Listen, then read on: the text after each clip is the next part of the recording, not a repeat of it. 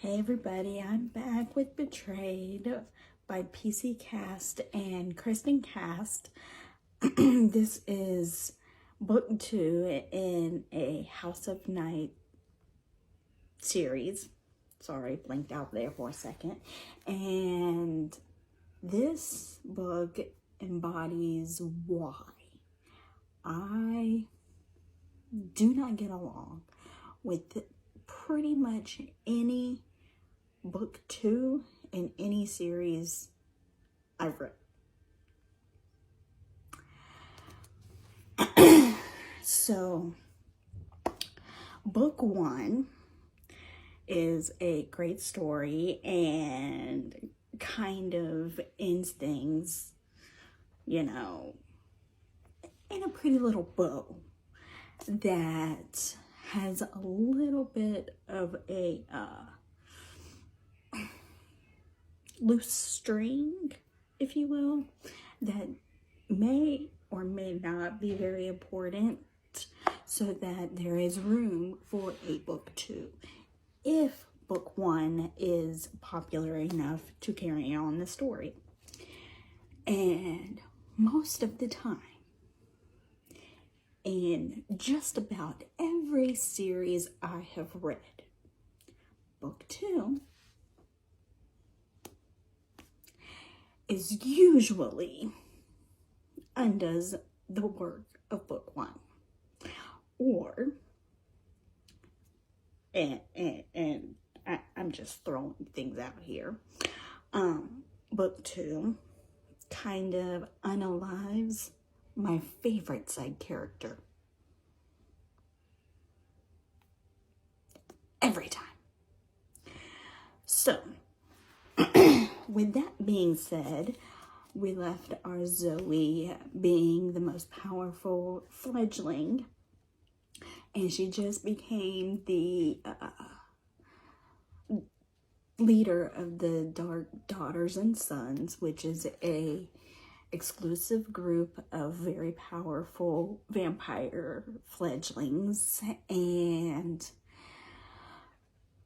she put some of her friends in charge of the group too, because they each have helped her through some secret rituals that only they knew about. But yeah, Zoe actually gets to lead her very first official ritual for the full moon. And let's just say things go a little sideways with that. Not to mention that she has a on again, off again. Well, technically it's always off because she never admits that they're back on. Anyway, ex-boyfriend who she dumped because not only was he making unwise decisions with substances, but her best friend made it clear that since Zoe was turning into a vampire, she was very much into said ex. So that turned into a very ex-boyfriend and a very ex-best friend, which is fine with Zoe because she has a new best friend, her new roommate, Stevie Ray. And Stevie Ray is amazing and my favorite side character, so that should tell you all about that. And Zoe ends up with a new fledgling boyfriend, and he is amazing. And in book 2, he is off on a school trip where he is trying to win a competition for monologues. because he is wanting to be an actor, so he's working on that. Meanwhile, Zoe's back at school and trying to juggle being the head of the Daughters and Sons and trying to figure out her feelings about the ex, because she already tasted a little bit of his blood. So yeah, that's a problem. And there's also a twist with this, because apparently there is a poetry teacher, which just saying the words out loud is really creepy. But every time she interacts with this teacher, she's got a crush. Let's just put it that way. It's a crush.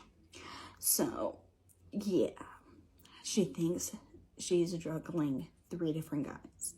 And that's not even the main problem, because people from her past human life are disappearing. Yeah, disappearing. And she is eventually the only one who tracks down what is disappearing them.